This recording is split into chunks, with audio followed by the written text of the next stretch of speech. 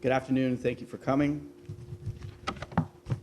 In response to violent activity across the city of Lynchburg, I've worked with the Lynchburg City Council, Chief Zudema, and the Lynchburg Police Department, and other partners in law enforcement to develop a strategy to ensure the safety and security of the residents, visitors, and businesses of this city.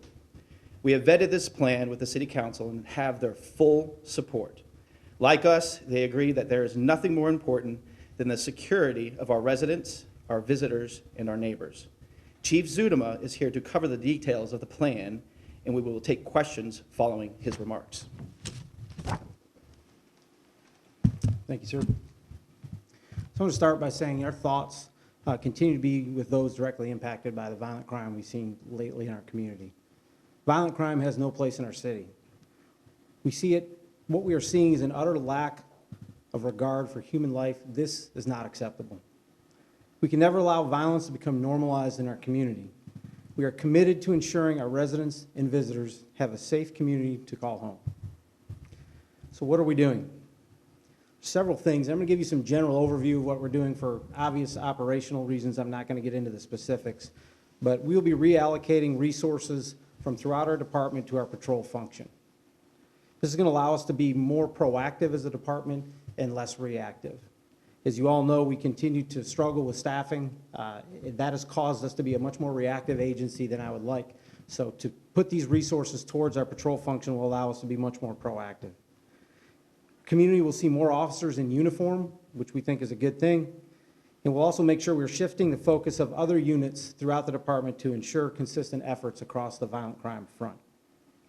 As you heard the city manager say, we will continue to partner with our local, state, and federal law enforcement agencies, which we have had long-standing relationships for many, many years on all those levels. We want to be very clear. If you are involved in criminal activity in our community, it is going to become very uncomfortable for you. We are actively seeking you out. We are going to prosecute you to the fullest extent of the law. The LPD alone, however, cannot solve these crimes. We need the community's help. You've heard me say that many times before, and I'm going to say it again. We need the community's help. These are community issues that we're dealing with that are only going to be resolved when everyone in our community takes ownership of the problem. We need cooperation from both witnesses and victims. Very honestly, we have many crimes where we know we have witnesses to those crimes that those individuals don't want to come forward. We understand some of the concerns there. We have ways that folks can provide information to us through Crime Stoppers anonymously so they don't have to be identified. Unfortunately, we're also seeing more recently where we have victims of shootings who are not cooperating with the police. That absolutely blows my mind. We've got to get folks who are victims of crimes to be willing to come forward and share information so that we can solve those crimes and hold those people responsible. We want individuals in our community, almost every community now, you will see door cameras, ring cameras, whatever they may be. We want folks to be actively checking those when crime takes place in their community. You'd be surprised a lot of times that may capture just the smallest piece of evidence that helps our detectives solve these crimes. These are like puzzles we're trying to put together, and sometimes we're just missing that one piece. We also need our citizens to lock your cars. I can't say that any more clearly. Lock your vehicles. We've seen a significant increase in stolen vehicles in our community, and what is happening in many cases is a lot of the folks that are involved in violent crime in our community are stealing these vehicles to go perpetrate violent crime and then ditching them and then stealing other vehicles to further perpetrate other crimes. We also need folks to remove guns from your vehicles. Don't leave them in there.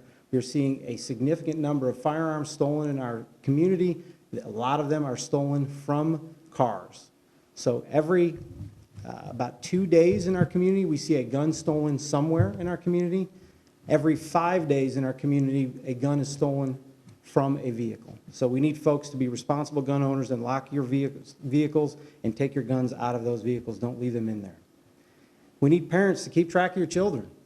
Unfortunately, a lot of this crime we are seeing, we have both suspects and victims that are juveniles. We want those family members of any of these juveniles to come forward if you think one of your loved ones is either involved in these crimes or in danger. A lot of times I think what happens is folks think they're protecting their loved ones who are juveniles or adults by not coming forward. In reality, you may actually be doing just the opposite. You may be putting that individual's life in danger. And last, from our community, you've heard me say this before too, we need your help in recruiting officers. We need you to reach out through your networks to find young men and young women who you would feel comfortable coming to your house at 2 o'clock in the morning when you were in trouble, obviously with the right training that we will provide them. At this time, I'd be more than happy to answer any questions you may have. Can you share whether any of these shootings are related? There has been at least 9 since October 30th. Yeah, that's something we're looking into right now. We can't definitively state that any one of them is related to another, but especially the other day when we get shootings that are very close proximity to one another, there's a good chance it could be. We can't just definitively state right at this point whether they are or not. Okay, and I apologize. I'm Mia Nelson with ABC 13. I know y'all wanted us to state that. Another question for you. Can you share whether any of these are gang related?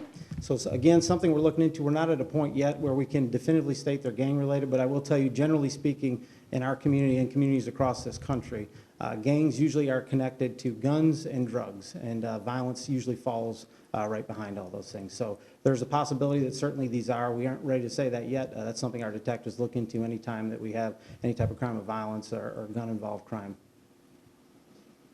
Chief Bryson Gordon with the News in Advance. I know a lot of these. I forgot what I was going to ask. Sorry, come back, sorry. Okay. Hey Chief, Will Thomas with WDBJ7. I know you were saying that you guys utilize your state, federal resources. Can you talk to us about what that looks like and also what could happen with helping out with solving these shootings? Certainly. We have a great partnership at the local, the state and federal level. We have a mutual aid agreement throughout the region for other agencies, and a lot of times there could be specific skill sets or specific technology they may be able to help us out with. Other times it may be larger operations, like you've seen us in the past. I think this recent summer we did a larger roundup where we were looking to arrest folks who we already had outstanding warrants for, violent felonies specifically. We brought in everyone from the ATF to the DEA, U.S. Marshals, the FBI, state police, and a variety of others. We also have several of our department members who are either full-time or part-time task force officers with all of those agencies, I think, other than the state police that I just mentioned. So we're going to continue. I won't speak specifics again as to what exactly we're going to do, but certainly we'll be partnering with those folks to kind of leverage their resources to make sure that we are being as efficient as we can to address the crime that's taking place in our community.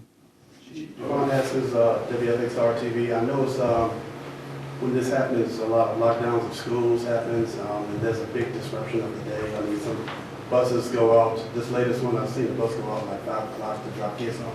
There's got to be disturbing that it disrupts the classrooms. It certainly is, and obviously we're going to always err on the side of caution. Anytime that we have a crime or think there's a crime that's been committed that involves violence, or that there may be even the potential for the safety of the students and the faculty and staff at the schools, we're going to do everything we can to err on the side of caution. So I would much rather lock a school down and not need to versus not doing that, and obviously someone running the risk of their life being put in danger. So we understand it's disruptive, and that's a decision that we never make in a vacuum. We are in constant communication and have strong partnerships with our school division to make sure they understand what's going on. We make that decision jointly usually.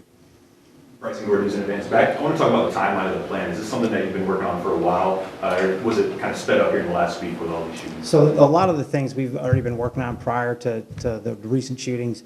We've already, in some cases, reallocated some of our resources from some units to our patrol function. Part of that was due to the nature of the staffing levels we have. We've got a responsibility, obviously, to ensure when folks call 911 for life-threatening issues that we have the resources there to respond to them. But we are re-looking at that to see where else we can pull some of those resources from and try and address. And then there's other things that have been in the works prior to this. There's actually some things that have taken place that we quite honestly can't share yet, that at the appropriate time we'll be able to share. But we are making some successes, right? We've had things like, you just saw, I believe, yesterday, Keon Petty, 18-year-old young man who was just convicted of crimes he committed when he was 17 years old, involving a bunch of armed robberies, involving guns, gang affiliations, and things like that. So that's a constant work in progress. We work very much hand in hand with our Commonwealth Attorney's Office to ensure we provide the strongest case possible to get a successful prosecution. Conor Dietrich with WSLS. I spoke with some residents yesterday, and I'll just say a lot of them are very scared about, especially within this past week, all the shootings that have been happening. What do you say to the people that are worried to go out downtown, to go out to a restaurant? We obviously saw last week with Iron and Ale, the shooting that happened there. So what are you telling these people? How can they watch out for each other when they don't feel comfortable going out and about right now.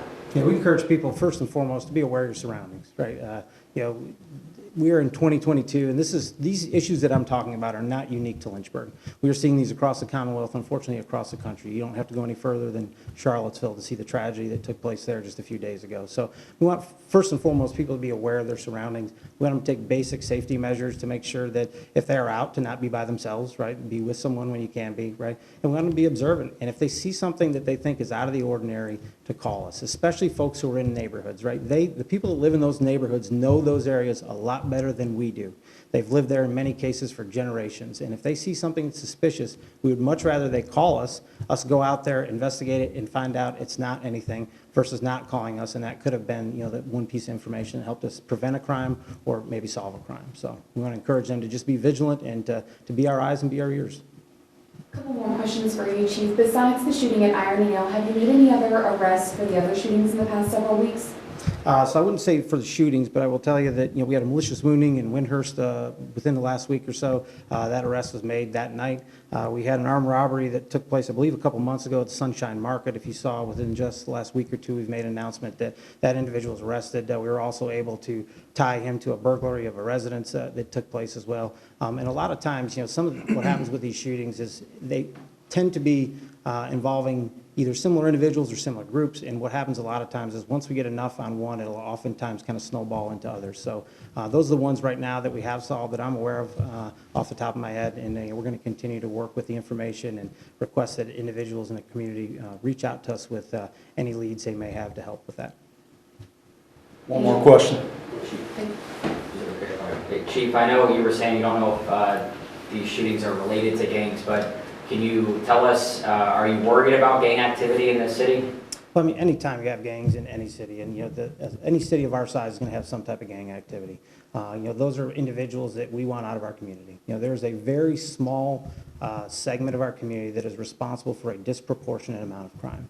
And most of the gang activity in Lynchburg, as well as any city in this country, revolves around guns and drugs usually, right? And so a lot of the violence that we see tends to come from folks who are involved in gangs. Sometimes it is a gang-related crime. Other times it is just an individual who's a part of a gang who happens to commit a crime. So certainly we try and focus our efforts and attention on those individuals, and that's what we'll continue to do as we go forward. So thank you all for being here. Chief, I apologize, I'm running a little late. Got one for you, Andre.